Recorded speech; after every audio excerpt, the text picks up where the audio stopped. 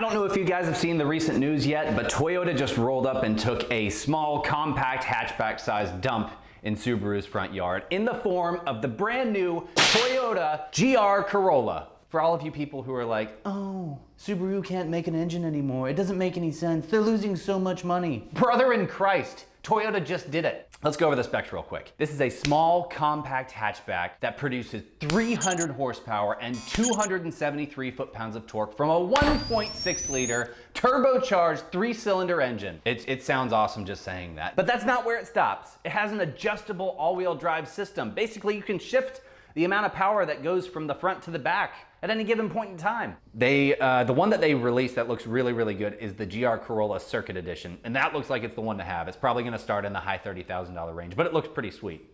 Just take a look at some of these pictures. Some of the pictures in this press release. I read this the other day and I took a look at it, and this thing looks awesome. Every single angle. Hood vent, side vent, sweet wheels, awesome tires. This thing comes with Pilot Sport 4S's from the factory, on a Toyota, on a Corolla. It has a massive grille. It has a wide body. It has a sweet spoiler. Did I mention this thing has 3 exhaust tips? A forged carbon fiber roof on a Corolla. For them to produce something like this is pretty awesome to see in today's world. This just about completely replaces the STI hatch.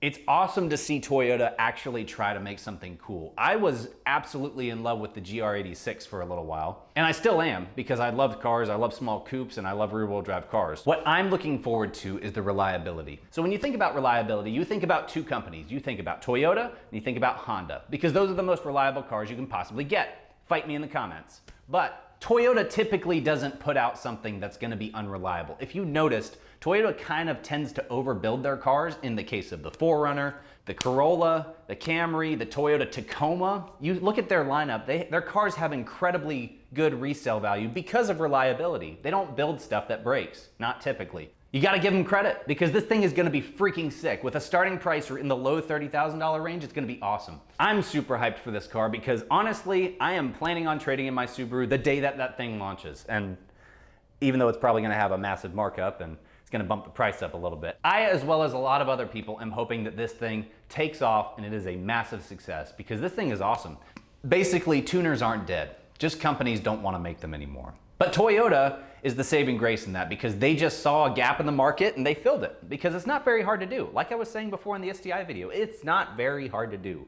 It's not like you're putting out 1,000 horsepower. You're not doing anything crazy. I mean, it's 3 cylinders. It's 100 horsepower per cylinder. It's a very potent engine. It's awesome to see.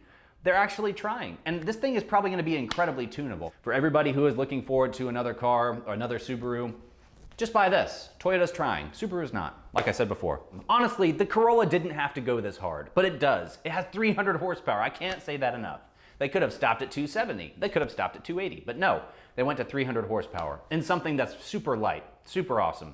This thing's probably gonna handle really, really well. It's amazing, it's awesome, good stuff Toyota. Now Toyota can sit back and watch the sunset on a grateful universe. But anyways, that's it for me. Let me know what you guys think in the comments. We'll see you next time.